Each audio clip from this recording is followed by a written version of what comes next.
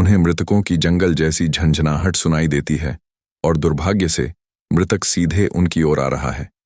जेक उस मृत जीव को देखता है जो कहीं और नहीं बल्कि ठीक उनके सामने है। वह चीख पड़ता है। उसे यह सोचकर हैरानी होती है कि मृत जीव उनके आसपास क्यों है, जबकि उन्होंने ऐसा कुछ भी नहीं किया जिससे उन्हें इसकी सजा मिले। उसकी पहली प्राथमिकता अलायरा है और वह उसे तुरंत वहां से दूर जाने को कहता है, इससे पहले कि मृत जीव उन तक पहुंच जाए। उसे लगता है कि मृत जीव किसी पर ब्रांड लगाने आया है, लेकिन अलायरा उसकी बात मानकर दूर जाने के बजाय सोचती है कि वह यहीं रहकर ठीक रहेगी। वह उससे कहती है कि वह उस मृत जीव का सामना खुद कर सकती है और उन्हें उसकी चिंता करने की जरूरत नहीं। अलायरा अपने बर्स्ट पावर का उपयोग करके एक प्राणी को बुलाती है। जीन, जिन, एआई उसे शालीनता से देखते हुए कहती है कि वह बिना भाग्य या संयोग का इंतजार किए कितनी जल्दी किसी अस्तित्व को बुला सकती है। लेकिन जैसे ही उसने बर्स्ट का उपयोग किया, पूरा जंगल आग में झोंक दिया जाता है। और आप जानते हैं कि पहाड़ के स्वामी को सबसे ज्यादा क्या क्रोधित करता है? जब आप जंगल को नष्ट करते हैं, जेक समझ जाता है कि अब उनका खेल खत्म है, बचने का अब कोई रास्ता नहीं। वह उससे कहता है कि उसे लगा था कि पहाड़ के स्वामी ने उन पर गलत आरोप लगाया था और वह सोच रहा था कि वे उन्हें कैसे मना सकते हैं। लेकिन अब जब अलायरा ने जंगल ही जला दिया तो माफी की कोई जरूरत नहीं रह गई, क्योंकि अब उन्होंने सच में वन स्वामी को नाराज कर दिया है। फिर भी अलायरा अपने बुलाए हुए प्राणी को उस राक्षस को मारने का आदेश देती है। जेक सुझाव देता है कि जब तक उसका बुलाया हुआ प्राणी उस मृत जीव को थामे हुए है, उन्हें वहां से भाग जाना चाहिए। चूंकि अभी तक पहाड़ के स्वामी ने उन्हें ब्रांड नहीं किया है, इसलिए उन्हें बस उस पर्वत श्रृंखला से दूर निकलना है और फिर मृत जीव उनका पीछा करना बंद कर देगा। लेकिन अलायरा को यह विचार पसंद नहीं आता, क्योंकि वह उस रात फिर से पहाड़ पर चढ़ाई नहीं करना चाहती। तभी आई उन्हें दूसरी ओर ध्यान देने को कहती है। उन्हें कई मृत जीवों की झंझनाहट सुनाई देती है और वे सब उनकी ओर आ रहे हैं। यहां तक कि अलायरा, जिसने समझा था कि वह पहले वाले मृत जीव को हरा सकती है, तुरंत समझ जाती है कि वह इस लड़ाई के लिए बिल्कुल तैयार नहीं है। वह चीखते हुए कहती है, हमें भागना होगा। और बिना कोई और बात किए तीनों अपनी जान बचाने के लिए भागना शुरू कर देते हैं। अपनी अपनी जान बचाने की कोशिश में वे अलग अलग दिशाओं में बिखर जाते हैं और इसी अफरा तफरी में एक दूसरे से खो जाते हैं। एआई गिर पड़ती है और जब उठती है तो उसे न अलायरा दिखती है न जेक। वह घबरा जाती है। उसे समझ नहीं आता कि अब क्या करे। वह वापस जाकर उन्हें ढूंढने का सोचती है और जंगल में उनके नाम पुकारती हुई आगे बढ़ती है। उसी समय उसका सामना एक मृत जीव से हो जाता है।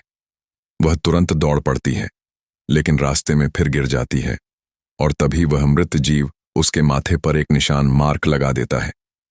एआई जमीन पर ही पड़ी रहती है, सोचती हुई, अब मैं क्या करूं? उसे याद आता है कि यह सब जिन क्यों की वजह से हुआ है और वह फिर से उसे बुलाने की कोशिश करती है। वह कहती है, इस हालात में पहुंचने में तुम्हारा भी हाथ है, तो प्लीज फिर से आओ और मेरी मदद करो। इस बीच मृत जीव उसकी तरफ बढ़ रहे हैं, उसकी सजा पूरी करने के लिए। उसे लगता है कि वह जल्द ही मरने वाली है। वह फुसफुसाती है, मैं कितनी बेकार हूं, और लगभग अपनी आंखें बंद कर लेती है, मौत का इंतजार करते हुए। अचानक पूरे पर्वत पर सन्नाटा छा जाता है और जिन क्योंग उत्साह से वहां आ पहुंचता है। उसके जैसी शख्सियत जिसे सामाजिक घबराहट और चिंता रहती है, उसके लिए यह बुलाया जाना और यह काल्पनिक दुनिया सब कुछ अविश्वसनीय रूप से मजेदार लगता है। वह चारों ओर देखता है गहरी हैरानी में और कहता है, यह तो सपने जैसा बिल्कुल भी नहीं लग रहा। और वह मृतकों से डरता नहीं है। उसकी नई वास्तविकता उसकी हिम्मत को बेहतर बनाती है। वह देखता है कि मृतक ए का गला घोंटने की कोशिश कर रहे हैं और वह उससे पूछने के लिए उसके पास दौड़ता है कि क्या वह ठीक है। हालांकि वह उस भाषा को नहीं समझती है जो वह बोल रहा है और वह उसे सुन भी नहीं सकती। वह अच्छी तरह से नहीं बोल पा रहा है क्योंकि भारी स्प्रिंट के कारण उसकी सांस फूल गई है। वह मानती है कि उसने उसे तब बुलाया था जब वह कुछ भारी प्रशिक्षणों के बीच में था, इसलिए वह उससे माफी मांगती है और उसे माफ करने के लिए कहती है। उसे नहीं पता कि क्या करना है या वह राक्षसों से कैसे लड़ सकता है, इसलिए वह उससे पूछता है कि वह उससे क्या करवाना चाहती है। तब वह उससे पहले लाए गए कीट स्प्रे के बारे में पूछती है। उसे लगता है कि कीट स्प्रे उस दुनिया में एक जादू की छड़ी हो सकता है। वह समझ नहीं पाती कि उसका क्या मतलब है और वह उसे समझाती है कि उसे दागा गया है। वह बताती है कि मृतकों द्वारा दागे जाने के बाद उसका दिमाग धुंधला हो गया और वह बेहोश हो गई। उन्होंने उसे रस्सी से बांध दिया और घसीटना शुरू कर दिया। वह मानता है कि वह चाहती है कि वह उसके दाग हटाने में मदद करे और वह यह सुने बिना कि वह क्या कह रही है ऐसा करने के लिए तैयार हो जाता है। वह उसे समझाने की कोशिश करती है कि दाग लगाना इस तरह से काम नहीं करता और उसे नहीं लगता कि वह बस दाग हटा सकता है। वह बताती है कि चूंकि उसके माथे पर लगी आग जादू से बनाई गई थी, इसलिए वह इसे साफ करने के लिए सामान्य तरीकों का उपयोग नहीं कर सकता। वह उसे सुन नहीं पाता, इसलिए वह इसे हटाने की कोशिश करता है। वह उसकी आंखों पर थप्पड़ मारता है। वह उससे शिकायत करती है कि उसे लगता है उसने उसके लिए मामले को और बदतर बना दिया है। वह अपनी आंखें नहीं खोल सकती। उसका माथा चुभता है और यह गर्म होता जा रहा है। जब एआई के हेड से वो निशान नहीं मिटता तो वह उसके हेड पर थूकता है और वो निशान उससे तुरंत मिट जाता है। उसे बस इतना पता है कि जब भी वह उन पर थूकता है तो मॉन्स्टर गायब होने लगते हैं। वह उनसे कहता है, थोड़ी देर लड़ने के बाद वे सब गायब हो जाते हैं और वह बिना किसी स्ट्रेस के उनसे लड़ सकता है। तुम लोग मुझे चैलेंज करने के लिए 10 साल जल्दी आ गए हो। दूसरी तरफ जैक और एलेरा के साथ, जैक एलेरा से कहता है कि उसे भागने की कोशिश करनी चाहिए और वह मॉन्स्टर्स का ध्यान रखेगा, लेकिन वह उसे अजीब तरह से देखती है क्योंकि असल में वही उन्हें दूर रख रही है और वह कुछ नहीं कर रहा, बस बड़बड़ा रहा है। अचानक सभी मॉन्स्टर्स गायब हो जाते हैं। जेक सोचता है, क्या हुआ? डेड वंस के बारे में जो वह जानता है उसके हिसाब से वे उन्हें इतनी आसानी से छोड़ने वाले नहीं थे। वह सोचने लगता है कि आखिर हुआ क्या है। अचानक पहाड़ हिलने लगता है। उन्हें पहाड़ और उसकी बेड़ियों की गड़गड़ाहट सुनाई देती है। वे अपने सामने एक आकृति को उठते हुए देखते हैं और वह आकृति कोई और नहीं बल्कि खुद माउंटेन मास्टर है। मास्टर दहाड़ता है और पूरा पहाड़ सीधे ए और जिन पर फेंक देता है। क्यून के पहाड़ों को तोड़ने से उनकी बनावट तुरंत बिखर जाती है और जिन क्यूंग बेहोश हो जाता है उससे मिलने के लिए दौड़ती है। वह उससे खुद को संभालने की गुजारिश करती है क्योंकि वह जानती है कि उसके बिना वह मरे हुए लोगों का खाना बन जाएगी। दीन क्यूंग खुद से निराश है। उसे एहसास होता है कि उसका शरीर अभी भी वही नाजुक शरीर है जो उसकी असली दुनिया में है और वह अपनी लड़ाई में बहुत आगे निकल गया है। उसे याद आता है कि जब वह दोपहर में आया था तो वह ज्यादा ताकतवर था और उसे एहसास होता है कि यह स्प्रे की वजह से है। उसे अफसोस होता है कि वह इस बार सिर्फ एक वायरलेस माउस लाया है क्योंकि ऐसा लगता है कि वायरलेस माउस उसे बचाने के लिए काफी नहीं है। उसे याद आता है कि माउस वायरलेस है। वह मास्टर को हराने का एक तरीका सोचता है और वह हिम्मत जुटाता है। वह खड़ा होता है और एआई से कहता है कि अगर वह उसके लिए मॉन्स्टर को हरा देता है तो क्या वह उस पर कोई एहसान करेगी।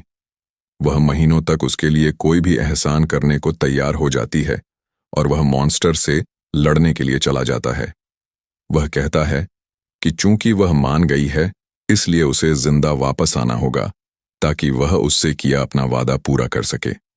वह कुछ अजीब मौका देखता है और माउस के पीछे की बैटरी निकालता है। वह उसे अपने मुंह के चारों ओर रखता है। उसका इरादा है कि अगर वह बैटरी निगल लेता है तो वह अपने शरीर को एक कंडक्टर में बदल देगा और इसके जरिए 10 बिलियन वोल्ट बिजली भेजेगा। अगर वह ऐसा करता है तो वह मॉन्स्टर को टुकड़ों में उड़ा देगा। हालांकि वह सब कुछ करने के बाद भी मॉन्स्टर से कोई रिएक्शन नहीं ले पाता है। एआई को लगता है कि वह सफल नहीं हो सकता और वह देखती है कि माउंटेन मास्टर उनके पास आने वाला है। वह उससे पूछती है कि क्या उन्हें माउंटेन मास्टर के हमला करने से पहले भाग जाना चाहिए। उसे लगता है कि उसने बैटरी ठीक से सेट नहीं की है। वह बैटरी सेट करने का तरीका बदलता है और ठीक उनके सामने एक बड़ा धमाका होता है। पहाड़ टूट जाता है और उसे करंट लग जाता है। वह इतनी उत्साहित है कि माउंटेन मॉन्स्टर नीचे गिरा दिया गया है कि वह उत्साह से उसका नाम पुकारती है। जब वह उसके किए गए जादू के शुरुआती झटके से उभरता है तो वह देखता है कि एआई उसे अजीब तरह से देख रही है। वह उससे पूछता है कि वह उसे इस तरह क्यों देख रही है, और वह कहती है कि वह उससे खुश है। वह बस कमाल का है और उसने पहले कभी ऐसा इंसान नहीं देखा।